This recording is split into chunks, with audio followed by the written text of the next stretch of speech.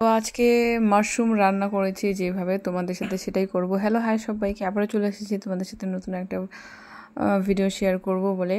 তো আজকে মাশরুম রান্না করেছি। তো দেখো, মাশরুমটাকে প্রথমে আমি এরকম পাতলা পাতলা করে পরিষ্কার করে ছিঁড়ে নিয়েছি, এরপর কিন্তু ধুয়েও নিয়েছি।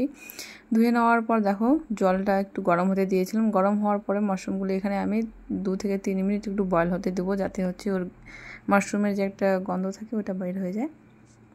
এরপর আমি এখানে সব কিছু কেটে নিচ্ছি, পেঁয়াজ কুচি, রসুন কুচি, আর লঙ্কা কুচি, আর আদা কুচি। তো এগুলোকে আমি একদম কিন্তু পিস পিস ছোটো ছোটো করে কুচি কুচি করে কেটে নিচ্ছি। কেটে নেওয়ার পর দেখো, এই যে দেখো সিদ্ধ করে জল ঝরিয়ে কিন্তু আমি রেখে দিয়েছি। তো এরপর কড়াই গরম হতে দিয়েছি। গরম হয়ে যাওয়ার পর প্রথমে দিলাম পেঁয়াজগুলোকে 5 মিনিটের মতো একটু ভাজলাম লাল লাল করে। তারপরে দিয়ে দিলাম লঙ্কা, রসুন আর হচ্ছে আদা।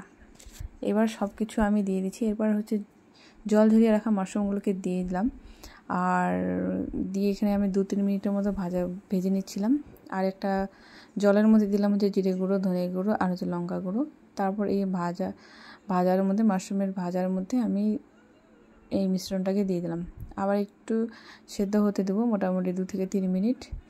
একটু জলটা যখন কমে আসবে তারপর আবার একটু ফ্রাই করে নেব। ভাজার পর তোমরা হয়তো হচ্ছে গরম মশলা দিলাম। গরম মশলাটা দিলে কি হয়, ফ্লেভারটা আরও সুন্দর একটু বাড়ে যায়। যদি ভাজা করো তাহলে এইভাবে রাখতে পারো, আর যদি আমার মতো একটু গ্রেভি করো তাহলে হচ্ছে একটু জল দিয়ে নেবা। তো আমার ভিডিওটা এখানেই শেষ। তো কেমন লাগলো তোমরা নিশ্চয়ই জানাবে। ভালো লাগলে লাইক, কমেন্ট, শেয়ার করে দেবে।